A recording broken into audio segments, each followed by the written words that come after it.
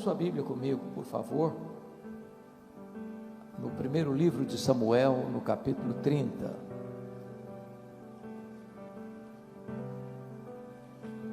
Primeiro livro de Samuel, capítulo 30.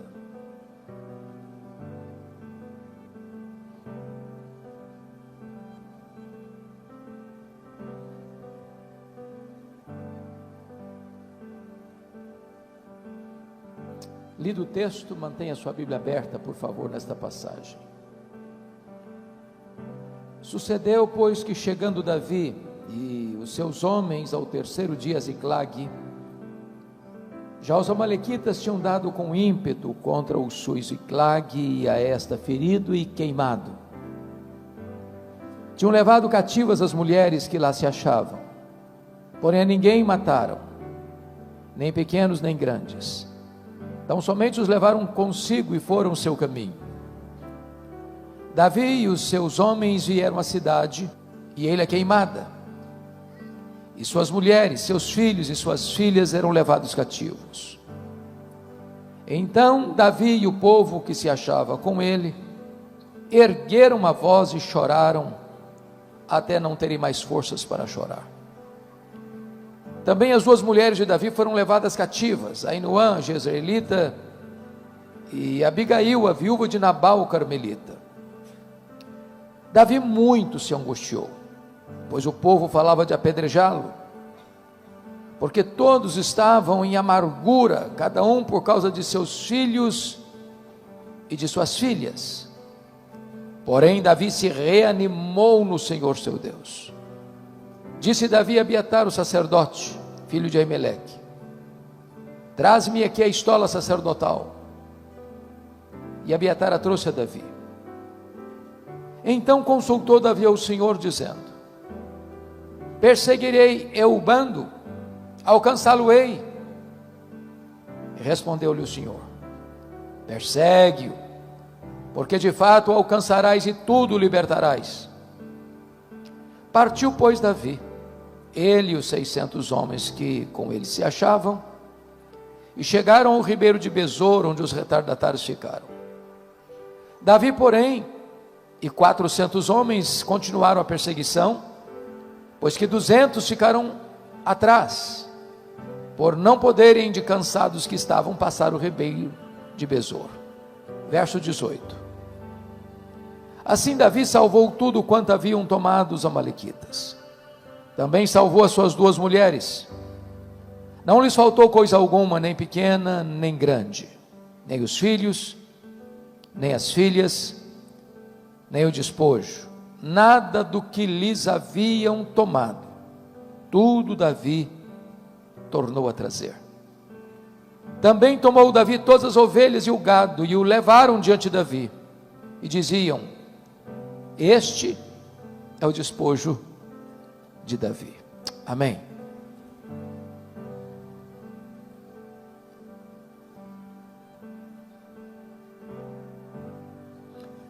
Meus irmãos, é um fato indubitável, notório, eloquente, porém dramático, que a família está sob ataque. Ataque de forças visíveis e invisíveis, ataques humanos e demoníacos, ataques ideológicos e espirituais. A maior crise do mundo hoje não é a crise política, nem mesmo econômica, nem mesmo das relações internacionais. A maior crise do mundo é a crise da família. Há uma orquestração extremamente pesada contra a família. Há um complô, uma conspiração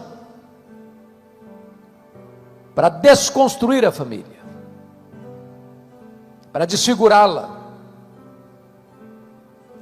para torná-la amorfa,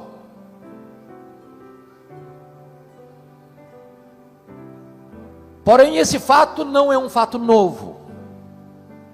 O texto que nós acabamos de ler ocorreu 1000 anos antes de Cristo. E esse texto retrata uma grande crise familiar.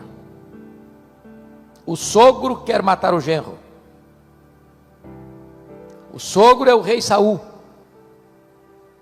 O genro é Davi, o sucessor do trono. O sogro está louco, insano, tomado por espíritos malignos, governado por ódio e ciúmes. E não há para onde mais Davi fugir. Cavernas, desertos, por todo lado, Saul o persegue com fúria assassina. Quando Davi não tem mais onde se esconder e se refugiar no território de Israel, ele busca asilo político fora de Israel, em território filisteu. E quis a providência que o rei filisteu, o rei Aquis, se agradasse de Davi,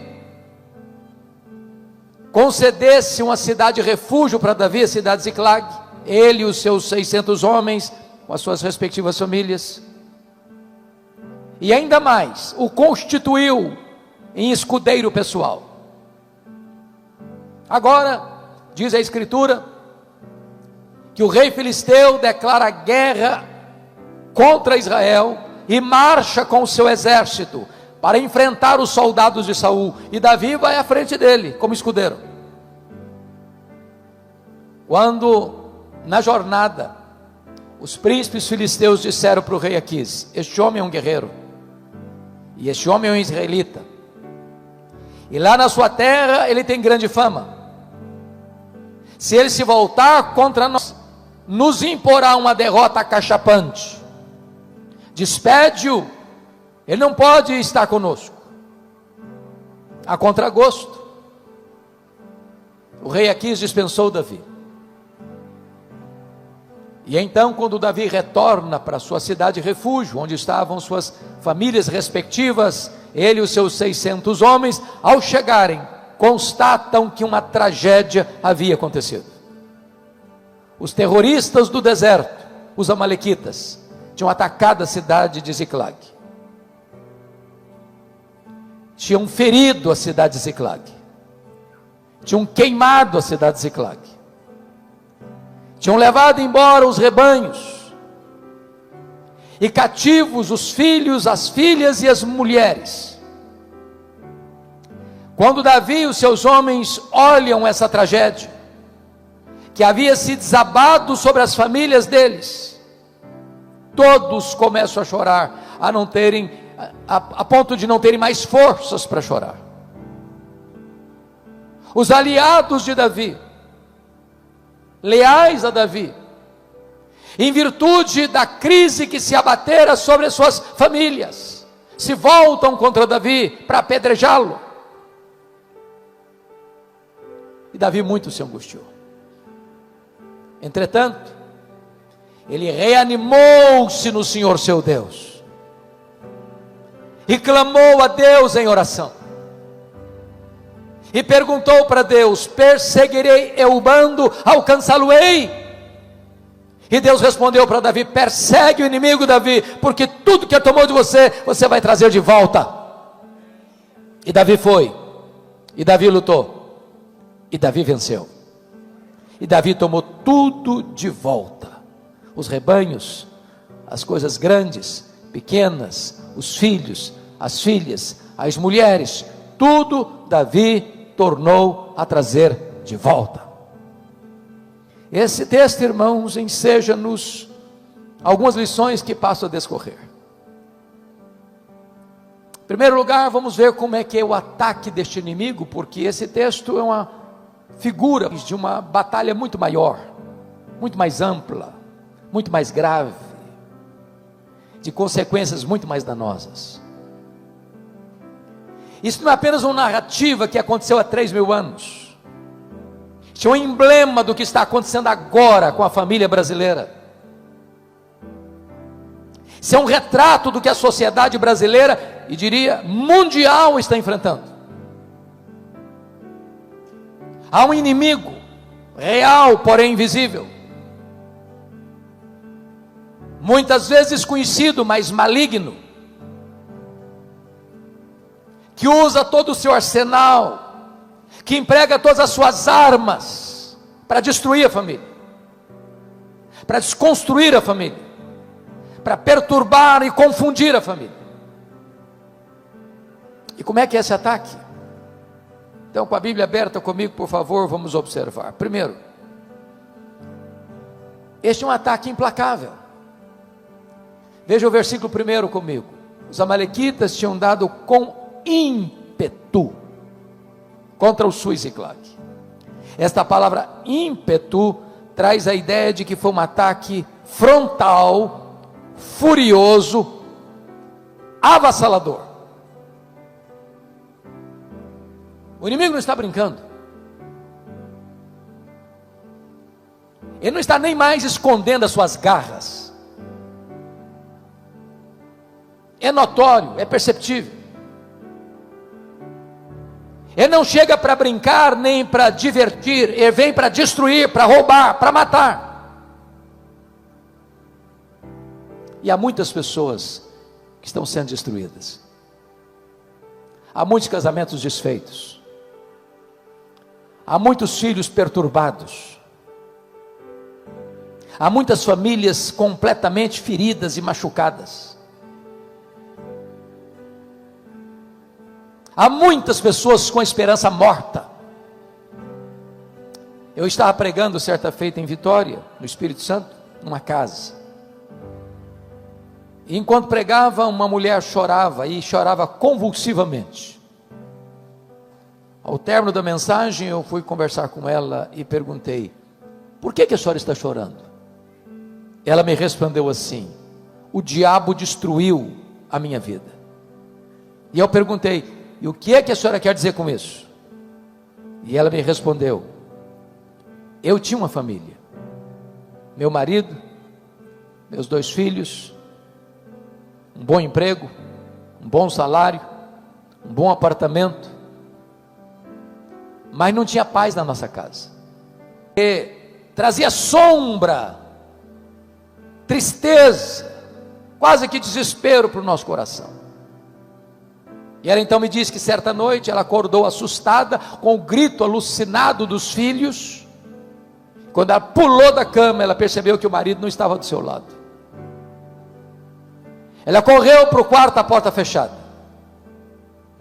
Ela bateu a porta não se abriu. Ela arrombou a porta e se deparou com um quadro horrível. O seu marido estava apunhalando os próprios filhos. E quando ela entrou no quarto, o marido enterrou o punhal sobre o seu próprio peito. Ela me disse: pastor, eu levei toda a minha família para o cemitério. O diabo destruiu a minha vida. Há muitas pessoas que, a não ser que Deus faça um milagre, estão arruinadas. O que me trouxe um certo consolo é que 20 anos depois, eu estava distribuindo um devocional chamado Cada Dia, que nós produzimos na Luz para o Caminho, pelas ruas de Vitória. E de repente eu estou distribuindo, e uma mulher grita pelo meu nome, e eu olho e não a reconheço. E ela vem me dar um abraço e diz: pastor Hernandes, o senhor não está lembrado de mim? Eu falei: não estou não, eu sou aquela mulher cujo marido matou os próprios filhos e se matou. Falei: como é que está a sua vida? Ela disse: Jesus me salvou, Jesus me deu razão para viver diante da tragédia, Ele restaurou minha alma, bendito seja Deus. Mas notem comigo, no versículo 1 está escrito ainda, que os amalequitas tinham ferido e queimado a cidade. Você queima estruturas, você fere pessoas. Há aqui um prejuízo financeiro, há aqui um prejuízo pessoal. E sabe, amados, nós vivemos num mundo de muitas pessoas machucadas, com autoestima achatada, gente arrebentada emocionalmente, gente oprimida, sufocada, gente que sangra, não para fora, mas para dentro.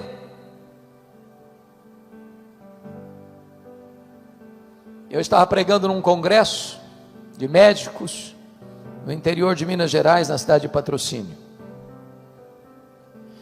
médicos cristãos, e uma enfermeira muito sorridente nos hospedava, nos recebia,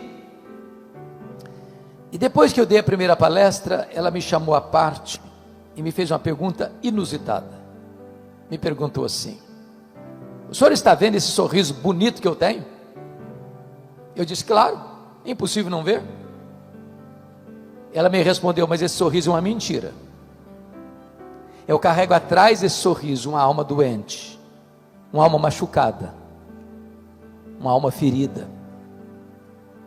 Há muitas pessoas que estão sorrindo, mas quando põem a cabeça no travesseiro, há uma dor, há uma culpa,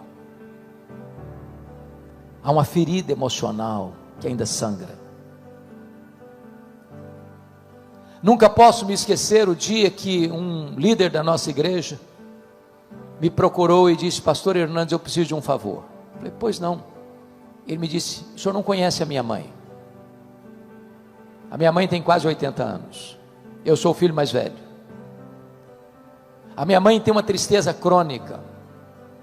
Já levamos todo tipo de médico, já fez todo tipo de exame, já procurou todo tipo de analista, nada, ninguém resolve, nem ajuda a mudar esse cenário da tristeza crônica da minha mãe. O senhor podia ir lá orar com ela? Eu falei: eu vou. Quando eu cheguei naquela casa, aquela senhora estava sentada num sofá, com um olhar distante, com um semblante triste, e eu comecei a conversar com ela. Por providência de Deus, daqui a pouco ela pede a sua família para deixá-la sozinha comigo. E quando eu fiquei só com ela, ela olhou nos meus olhos e me disse assim: pastor Hernandes, eu sofro há 60 anos. E eu perguntei: o que houve? Ela me respondeu: eu traí o meu noivo, e ele nunca ficou sabendo. Eu me casei com ele, sou viúva já há muitos anos, mas aquele pecado está tão vivo na minha memória, como se eu tivesse pecado hoje de manhã. Tem 60 anos que eu vivo atormentada pelo chicote da culpa. Eu vivo numa prisão, numa masmorra. Eu confesso a vocês que eu chorei com aquela mulher, por perceber que o diabo havia mantido aquela mulher 60 anos num cárcere emocional. E eu falei para ela da graça de Deus, e eu falei para ela do sangue do Cordeiro que pode lavar e purificar. Eu falei da libertação que há no nome de Jesus. E naquele dia aquela mulher se rendeu ao Salvador, e o sorriso brotou no seu rosto depois de 60 anos. Eu tive o privilégio de discipulá-la e batizá-la. Tive o privilégio de desfrutar da sua convivência por 10 anos. Uma mulher feliz e alegre, mas que estava ferida pelo inimigo, pelo pecado, pela culpa. Mas notem comigo que quando o inimigo vem, o alvo preferido do inimigo, meus amados irmãos, é atingir a família. Porque vejam vocês no verso 2, tinham levado cativas as mulheres que lá se achavam. No verso 3, está escrito: e suas mulheres, seus filhos e suas filhas eram levados cativos. Como é que um homem pode estar bem, sabendo que a sua mulher está prisioneira do inimigo? Como é que uma mulher pode estar bem, sabendo que o seu marido está prisioneiro nas mãos do inimigo? Como é que os pais podem dormir em paz, sabendo que os seus filhos estão nas mãos do inimigo?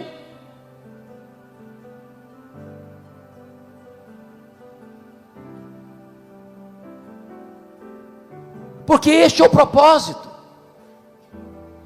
atingir a família, atingir os filhos, atingir as filhas, atingir os cônjuges.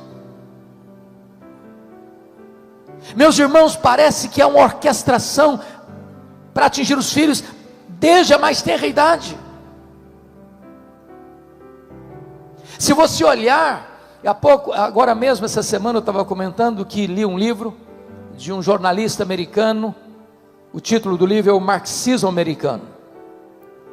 E ele mostrando como hoje a educação, os meios de comunicação de massa, o cinema de Hollywood,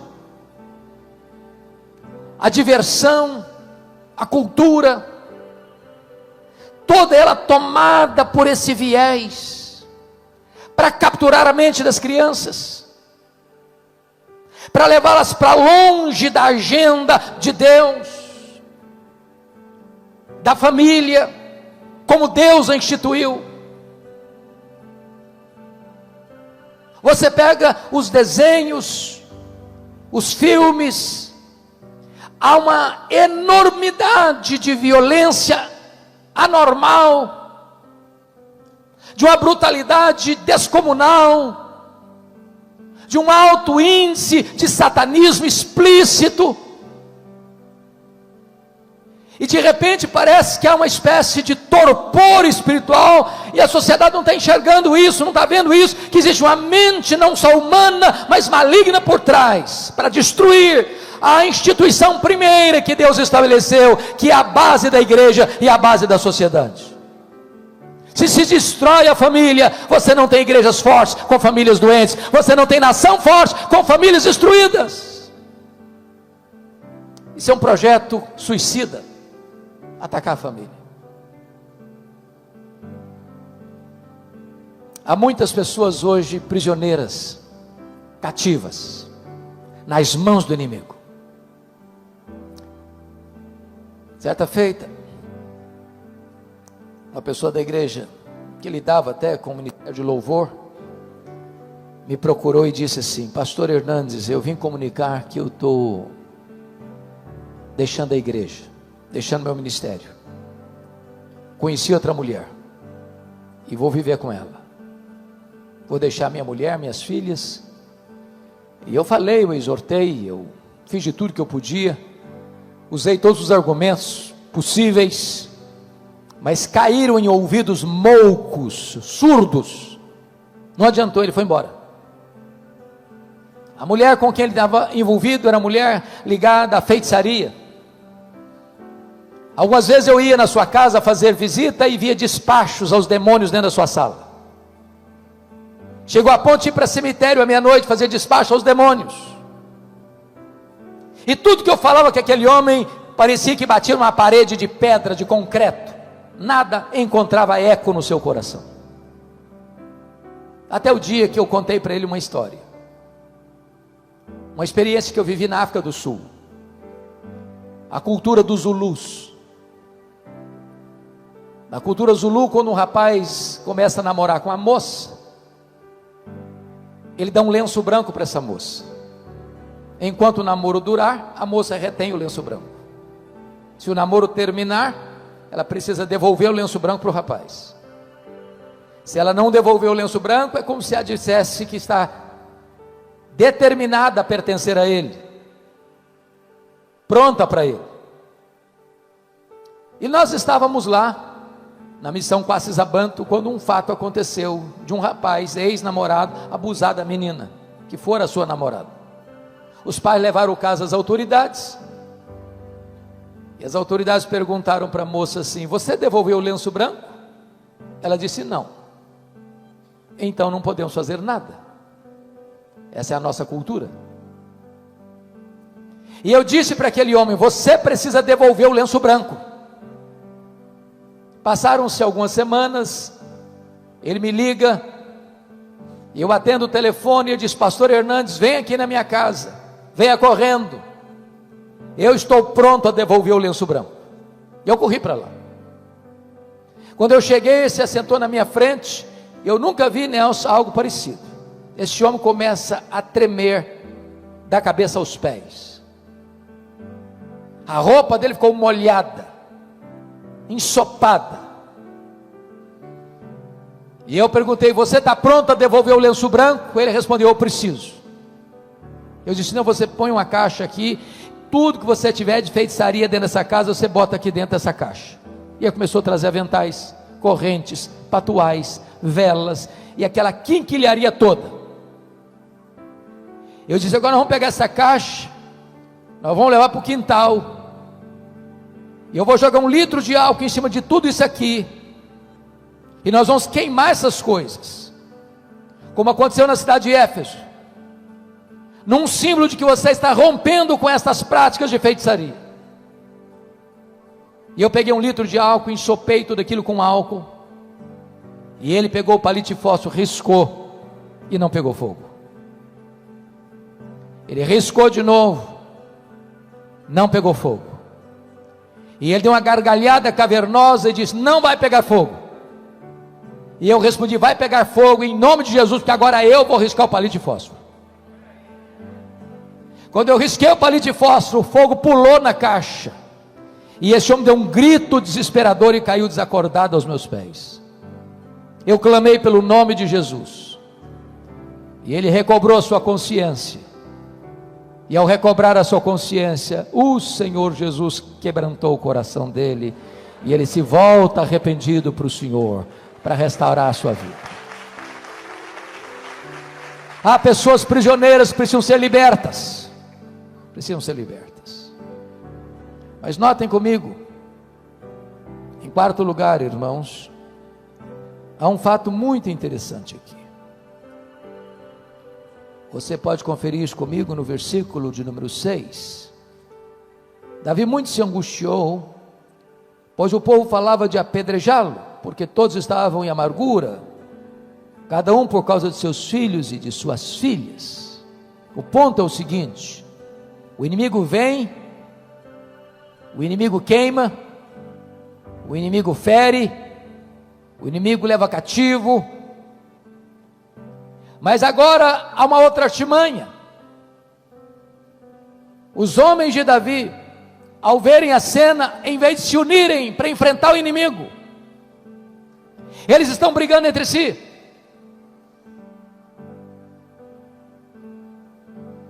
Eles querem apedrejar Davi, querem matá-lo. Parece-nos que isto também é artimanha do inimigo, porque jogam uns contra os outros. Marido acusa a esposa acusa o marido, os pais acusam os filhos acusam os pais. Irmão entra em guerra contra irmão, e a família vira um pé de guerra, de conflito, de tensão, de brigas, de contendas, de querelas, quando na verdade deveríamos todos nós entender a natureza dessa luta e nos unirmos para enfrentar o inimigo. Seu problema não é seu marido, seu problema não é sua mulher, seu problema não são seus filhos, seu problema não é seu sogro, sua sogra, seu problema não são seus cunhados, seu problema não são seus parentes, o seu problema não é o outro, o seu problema é espiritual. A nossa luta não é contra carne e sangue, mas contra principados e potestades, contra dominadores deste mundo tenebroso, contra forças espirituais do mal, das regiões celestes. Não adianta usar armas carnais, precisamos de armas poderosas em Deus, para destruir fortalezas e anular sofismas. Preste atenção na frase que eu vou lhe dizer. Quando nós transformamos amigos em inimigos, nós transformamos o inimigo em aliado. Então é hora de você parar de brigar com a pessoa que está debaixo do seu teto e começar a pedir graça para vocês se unirem para enfrentar o verdadeiro inimigo. Mas uma última coisa aqui nesse ataque que eu preciso descrever para entrar no segundo ponto da mensagem. Vá comigo para o verso 16. Nós não chegamos a lê-lo, mas vamos ler agora. E descendo guiou, e eis que estavam espalhados sobre toda a região, comendo, bebendo, e fazendo festa por todo aquele grande despojo que tomaram da terra dos filisteus e da terra de Judá.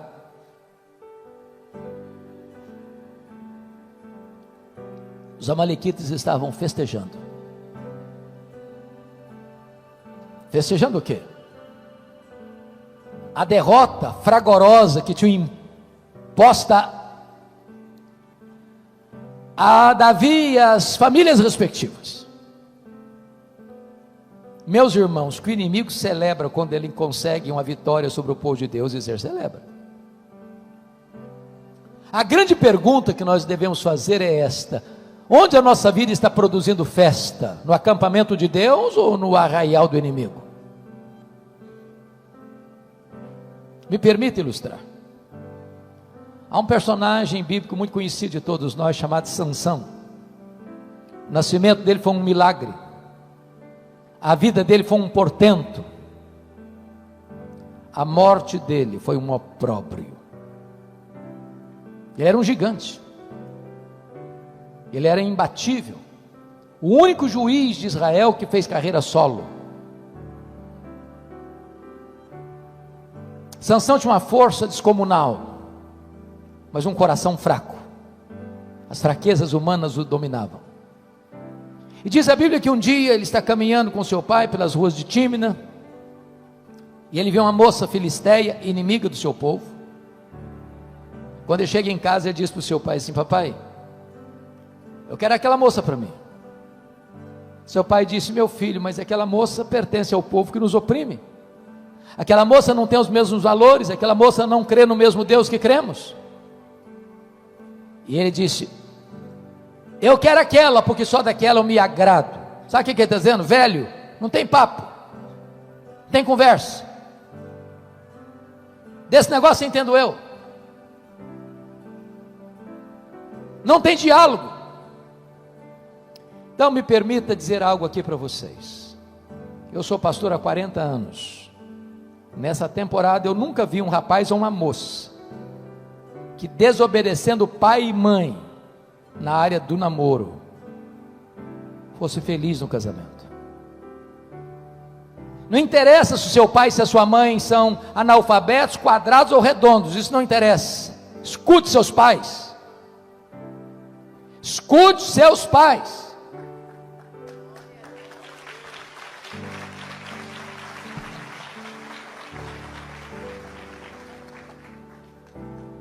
Me permita falar para os pais.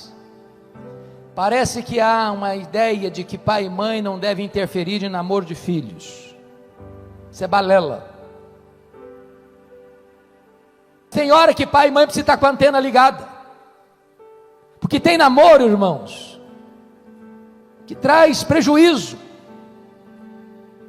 Começou a namorar, já não conversa com mais ninguém. Já vive num canto. Quando recebe um telefonema, quando termina o telefonema, está chorando.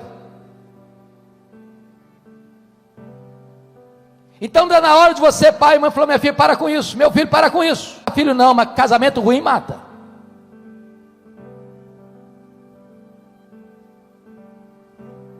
Eu gosto de fazer casamento. Uma das cerimônias que eu mais gosto de fazer é casamento. Mas existe uma coisa que eu gosto também, de terminar um namoro ruim.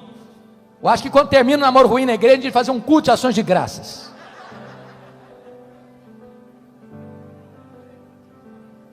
Diz a Bíblia que Sansão vai para a casa dessa moça.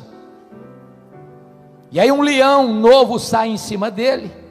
Diz a Bíblia, e ele pega o leão novo e rasga-o, como rasga um cabrito, e jogou do lado de fora da estrada. Quando eu leio esse texto, eu dou risada. Sabe por quê? Eu não consigo rasgar um coelho, quanto mais um leão. No dia do casamento, eu acho que de gravatinha borboleta, de fraque, caminhando por lá, lembrou do leão. Deu uma desviada do caminho, deixou o pai e a mãe na frente. Tinha um enxame de abelhas na caveira do leão morto. Ele enfia a mão lá dentro, pega um favo de mel, começa a chupar, ainda dá para o pai. Ele era nazireu, consagrado a Deus. Um nazireu não podia fazer 3 coisas: não podia tocar em cadáver, não podia beber bebida forte, beber vinho, bebida alcoólica, não podia cortar o cabelo. Quando ele pega aquele favo de mel, Ele está quebrando um voto de nazereado. Ele não podia tocar em cadáver. Ele está procurando doçura no que está podre. Tem muita gente buscando doçura no que está podre. E diz a Bíblia que ele vai para o casamento, propõe um enigma, e mais, ele dá uma festa de arromba, porque não queria ser diferente dos moços da sua época. Quebra o segundo voto aqui. Quando ele diz não queria ser diferente dos moços da sua época, a sua festa foi regada de vinho, regada de bebida alcoólica. Me permita uma nota de rodapé aqui? Eu tenho rodado pelo Brasil, irmãos, e tenho escutado os pastores nos lamentos de tristeza. As festas de casamento dos crentes hoje, com algumas exceções, têm se transformado numa vergonha. Uma vergonha. O pastor celebra o casamento na igreja, um culto maravilhoso, uma música santa, uma mensagem de Deus, e depois vai para um rico cerimonial e lá o pau quebra. A música é outra. As luzes se acendem como uma boate, o povo de Deus bêbado cai na pista de dança e volta para casa com as pernas trôpegas. E tem gente que diz, pastor, mas nós temos alguns convidados muito importantes, se não tiver vinho, não é cervejinha, vai ser muito constrangedor. Meus amados irmãos, é possível fazer uma festa bomba sem uma gota de álcool?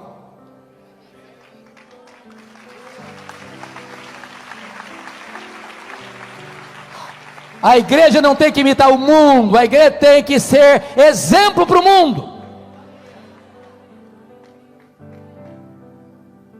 Mas diz a Bíblia que Sansão comete algumas outras loucuras, vai parar no colo de uma mulher, depois de cometer um adultério, e deitar com a prostituta, e ele brinca de novo, a respeito da sua força, e Dalila vai tentando capturar, e conquistar, e roubar o coração dele.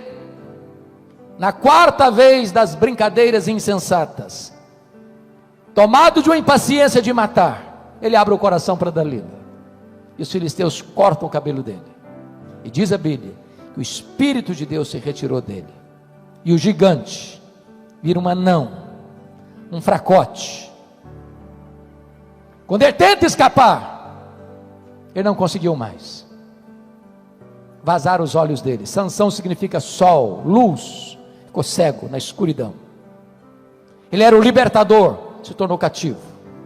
E ele é levado para um templo pagão, para zombarem de Deus, porque ele não levou Deus a sério. A vida dele encerra produzindo festa no acampamento do inimigo. Bom, se eu encerrasse a mensagem aqui, você sairia daqui desesperado. É preciso agora perguntar, o que é que Davi fez diante do ataque do inimigo? E aqui é o segundo e último ponto da minha mensagem. O que é que Davi fez? Em primeiro lugar, olha comigo, por favor, o versículo 4. Então Davi e o povo que se achava com ele, ergueram a voz e choraram, até não terem mais forças para chorar.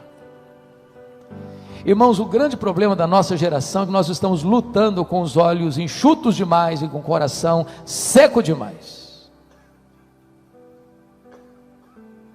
Nós estamos chorando diante dos melodramas,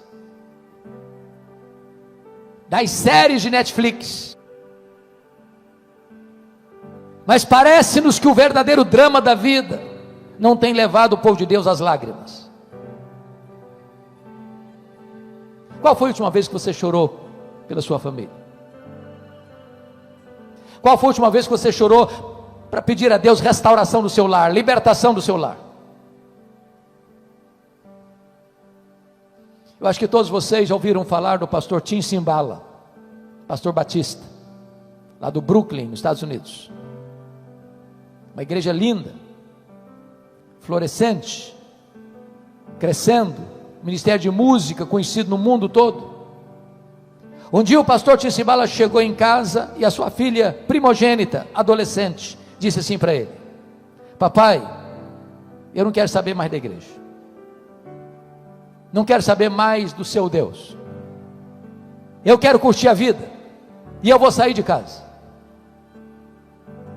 E saiu de casa. Pastor Tim Simbala chegou a pensar em abandonar o ministério. Ele disse: eu não tenho estrutura emocional para continuar o ministério. Um colega dele ligou para ele da Flórida e disse: pastor Tim Simbala, esquece essa menina, ela não está nem aí com você, toca a sua vida, toca o seu ministério. Mas como é que um pai esquece uma filha? Como é que uma mãe esquece um filho? E ele relata num dos seus livros que certa noite ele estava na igreja, levanta e diz assim: pastor Tim Simbala, a nossa igreja nunca chorou pela sua filha, a nossa igreja nunca levantou um clamor em favor da sua filha. E ele diz que naquela noite todos os crentes deram as mãos, fizeram um grande cordão de isolamento ao redor dos bancos. E Tim Simbala diz que aquele templo se transformou numa sala de parto, de choro, de lamentos, de soluços. Quando ele chegou em casa de madrugada, ele disse assim para sua esposa: querida, eu não tenho dúvidas de que Deus libertou a nossa filha nessa madrugada. 2 dias depois, bem cedo a campainha toca, a mãe vai à porta para atender a sua filha, e ela entra às pressas, vai no quarto onde estava seu pai, agarra as pernas do seu pai, e em lágrimas diz: papai, o que aconteceu há 2 dias de madrugada? Eu estava em casa, parece que escamas caíram dos meus olhos, o meu coração endurecido foi quebrado. Eu quero dizer para o senhor que eu estou de volta para Deus, eu estou de volta para minha família, eu estou de volta para a igreja, porque Jesus libertou a minha vida. Nós não geramos filhos para a morte, nós não geramos filhos para o cativeiro, os nossos filhos não foram gerados para povoar o inferno, os nossos filhos são herança de Deus, os nossos filhos pertencem a Deus, e nós não vamos abrir mão deles, nós vamos até a última gota de sangue lutar por eles.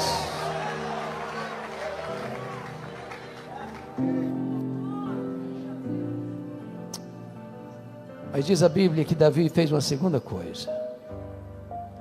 Olha comigo, por favor, o versículo 6, na parte B.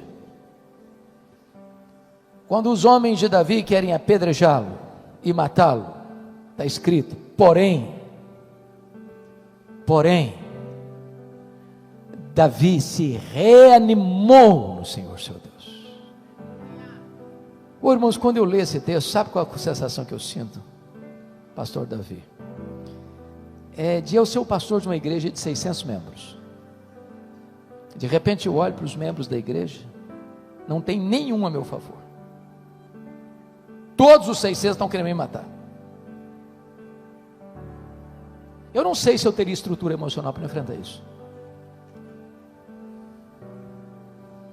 mas está escrito: porém, aleluia, porém, Davi se reanimou no Senhor seu Deus. Ele não se reanimou porque ele era forte, ele não se reanimou porque tinha muita gente do lado dele, ele não se reanimou porque o inimigo era fraco, ele não se reanimou porque ele tinha uma estratégia, ele não se reanimou porque ele tinha condições de enfrentar e vencer o inimigo. Ele se reanimou no Senhor seu Deus. Sabe o que significa para nós, irmãos? Não tem situação tão medonha que Deus não possa reverter. Não há quadro tão sombrio que Deus não possa virar a mesa e virar o jogo em nosso favor. Aquilo que é causa perdida, quando Deus põe a mão, Deus reverte o quadro. O marido que está longe de Deus, volta para Deus. O filho que está nas drogas, é liberto das drogas. A mulher que está tomada por um espírito completamente contrário ao matrimônio, é quebrantada e volta quebrantada para o lar, para o casamento, para a família, para a glória de Deus. Talvez hoje você trouxe uma causa perdida, um problema humanamente insolúvel, porém você hoje pode se reanimar no Senhor seu Deus.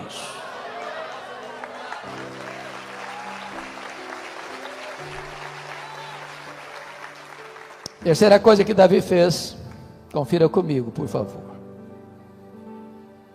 Versículo 7 e versículo 8.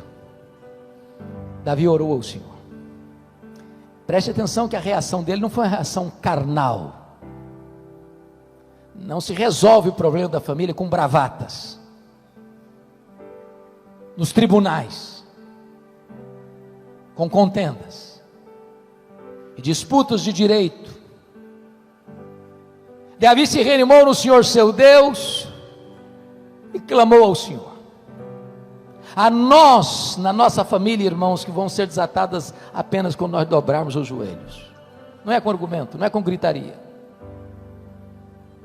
Se Deus não agir, em vão o homem trabalha. Se o Senhor não edificar a casa, em vão trabalhos que edificam. Mas sabe o que me impressiona? É que me parece que essa é uma das orações que eu chamaria de mais medíocres da Bíblia. Essa oração é composta apenas de duas perguntas: perseguirei eu o bando? Alcançá-lo-ei? Ó Deus, perseguirei eu o bando? Alcançá-lo-ei? Em nome de Jesus, amém.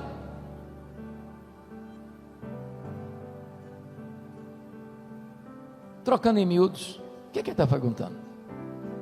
Está dizendo o seguinte: Deus, eu estou levando de goleada do inimigo, eu vou aceitar passivamente a decretação da derrota, ou eu vou reagir? É isso que ele está orando. Porque tem muita gente que já jogou a toalha. Tem muita gente que diz: não, pastor, não tem mais jeito não, o senhor não conhece não, se eu contar a minha história para o senhor, até pedra chora. Dá não. Meu casamento já acabou há muito tempo. Não tem saída para mim. Nessa pandemia, então, meus irmãos, o que está acontecendo de separação conjugal é uma loucura. Loucura. Tiveram que conviver mais do que estavam acostumados a conviver. E se você acha que não tem saída, comece a conversar com aquele que tem solução para os causos, as causas perdidas. Para Deus não há impossíveis. Para Deus não tem causa perdida. Para Deus não tem problema sem solução. Para Deus não tem casamento sem restauração. Algum tempo uma mulher me procurou, mulher da igreja, crente. Falei: pastor, eu vim comunicar ao senhor que eu estou me separando. Falei: mesmo? Como é que é o negócio? Estou me separando. Está claro para você botar a legenda? E eu perguntei: mas você está separando por quê, minha filha? Ela me respondeu assim: secou. Está claro? Secou. Falei: secou? Uai, mas se secou tem esperança. O senhor está louco? Tem esperança. Você não leu na Bíblia lá que a vara seca de Arão floresceu? Pois Jesus faz florescer o que está seco. Falei: pastor, o senhor está perdendo o juízo. Eu estou falando para o senhor que morreu. Entendeu agora? Morreu tudo aqui, morreu, acabou. Morreu? Uai, mas se morreu tem esperança. Você não leu na Bíblia lá que Jesus ressuscita os mortos? Pois é, ressuscita o que está morto no seu coração. Falou: pastor, o senhor não está entendendo é nada. Estou falando para o senhor que acabou de tudo. Acabou, não tem mais nada não. Acabou. Falei: acabou? Ué, mas então tem esperança. Você não leu na Bíblia que Jesus e Deus chama a existência as coisas que não existem? Pois Ele pode chamar a existência o que não tem mais aí. Você não vai divorciar não. Você vai orar comigo uma semana, depois você volta aqui. Depois de uma semana a mulher voltou. Falou: pastor, acabou a vontade de divorciar. Jesus está plantando um novo sonho no meu coração. Com Deus tem esperança. Clame aos céus e o Senhor te responderá. Agora deixa eu lhe dizer algo. O que Deus promete para você é vitória e não ausência de luta. O que Deus promete para você é chegada certa e não caminhada fácil. Porque dos 600 homens 200 ficaram para trás, de cansados que estavam. Mas se você tem a promessa da vitória, você não vai desistir. Você não vai aceitar nada menos do que a vitória completa de Deus na sua vida, no seu casamento, na vida de seus filhos, na sua família. Por isso o texto diz que Davi foi, Davi lutou, Davi venceu.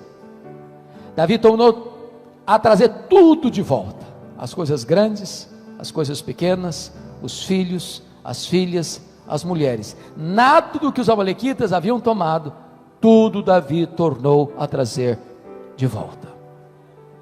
A pergunta que eu faço a você nesta noite é: o que é que um dia você já teve que foi tirado de você? A harmonia do seu casamento? O romantismo do seu casamento? As palavras meigas de elogio um ao outro? Sua vida devocional? Seu deleite em Deus? O que foi perdido? O que foi tomado de você? Tome de volta. Tome de volta hoje. Sabe por que o Deus a quem servimos é o Deus da restituição? Eu quero terminar esta mensagem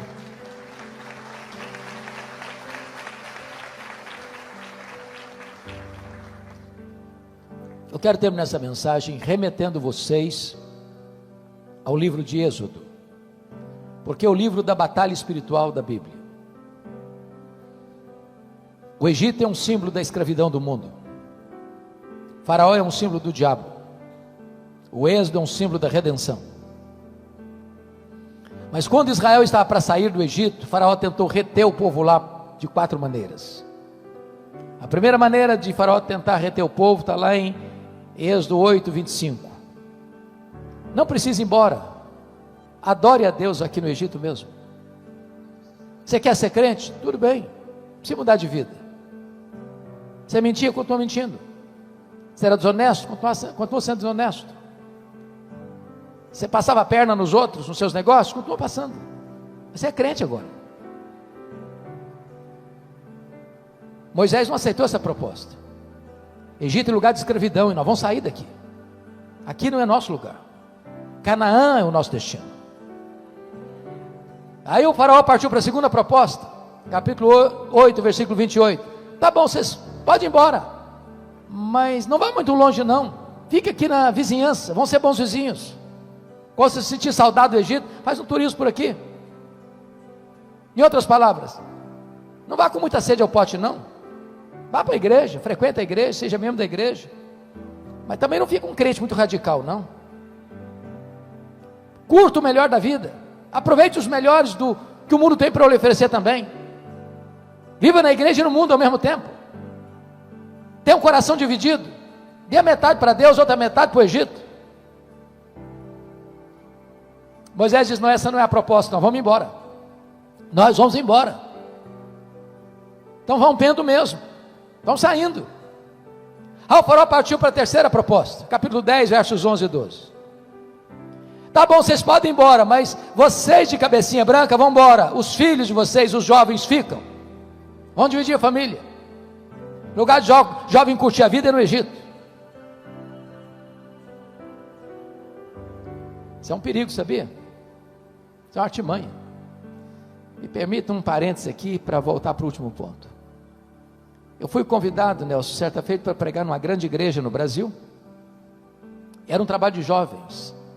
E fizeram uma coisa comigo que eu confesso a vocês a minha limitação. Eu não sei trabalhar com um tema que me é dado. Se você me chamar para um congresso, para uma conferência, e falar, você vai falar sobre o teu assunto, você me deixa completamente perturbado. Eu não sei fazer isso. O que eu gosto de fazer é pegar um texto e trabalhar o texto. Mas me deram um tema, santidade. E eu cheguei lá e preguei. Achei até que eu tinha ido bem no sermão. Quando eu terminei de pregar, um grupo de moços me empurra pelo braço e me leva para uma sala. E um jovem, era o líder deles, botou o dedo no meu nariz e diz: o senhor é um homem petulante, o senhor é um homem retrógrado. O senhor está pensando o quê? Nós somos jovens universitários. Qual é o problema de nós tomarmos a nossa cervejinha no sábado? Qual o problema de ir para boate? Domingo nós estamos na igreja, a juventude passa. Que radicalismo é esse? Eles quase me bateram. Falei, vocês me convidaram. Eu estou indo embora. Mas antes de ir embora, eu tenho que lhes dizer duas coisas. Primeiro, 1 Coríntios 10, 31. Portanto, quer comais, quer bebais, quer façais qualquer outra coisa, fazei tudo para a glória de Deus. Eu disse, vocês querem ir para a boate? Quer tomar uma cervejinha? Pode ir. Certifique-se, entretanto, se vocês estão fazendo para a glória de Deus. Se estão fazendo para a glória de Deus, vai fundo. Eu duvido que consigam. Segunda coisa, Colossenses 3,17. E tudo que fizerdes, seja em palavra, seja em ação, fazer em nome do Senhor Jesus, dando por isso graças a Deus Pai. Então, da próxima vez que for para a boate, você tem que dizer assim, eu estou aqui em nome de Jesus, e glória a Deus que eu estou enchendo a cara aqui. Se conseguirem, vão em frente, e até logo, e fui embora. Fui embora. O que eu nunca podia imaginar, sabe, tem uma amnésia na cabeça do pastor. 10 anos depois eu recebi um convite para a mesma igreja. Eu não sei que loucura que eu fiz, que eu não percebi isso. E chego na igreja e tomo um susto. Aí chega uma senhora e me faz a pergunta mais inadequada a fazer a um pastor. Nunca faça essa pergunta a um pastor. O senhor se lembra de mim? Essa pergunta é horrorosa. Constrange a gente.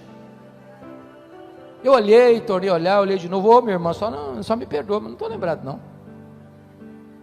Pois eu sou a mãe daquele rapaz que botou o dedo no seu nariz. Pronto, falei, agora, não apanhei do filho 10 anos passados, vou apanhar da mãe agora. Falei, o que aconteceu com seu filho? Ela me disse, pastor, naquele dia que o senhor confrontou meu filho, Deus mudou a história dele. De lá para cá, o meu filho é um outro homem. É um homem de Deus, cheio do Espírito Santo de Deus. Eu quero dizer para você, rapaz, você moça, que o lugar de curtir a vida é na presença de Deus, é na casa de Deus. Só na presença de Deus tem plenitude de alegria e delícias perpetuamente. Mas aí o farol partiu para a última proposta. Está lá no capítulo 10, versículos 24 a 26. Tá bom, vocês podem ir embora, mas os rebanhos ficam. Vocês servem a Deus e o dinheiro de vocês serve ao Egito. Os rebanhos ficam no Egito. Meus irmãos, tem muito crente cujo bolso ainda não foi convertido. Parece ter uma jararaca no bolso. E me permita dizer isso, seu bolso ainda não foi convertido, seu coração também ainda não foi. Porque é o Senhor quem disse, onde estiver o teu tesouro, estará o teu coração. Mas a resposta de Moisés foi lapidar. Você quer os rebanhos, faraó? Então escute isso, nem uma unha ficará no Egito, nem uma unha. Até hoje eu não sei muito bem para que serve uma unha. Mas sabe o que Moisés está? Tudo que Deus nos deu, tudo que é nosso, nós vamos levar para adorar a Deus. Nada vai ficar no Egito. Tome de volta tudo que Deus lhe deu. Não deixe nada nas mãos do inimigo. Que Deus nos ajude.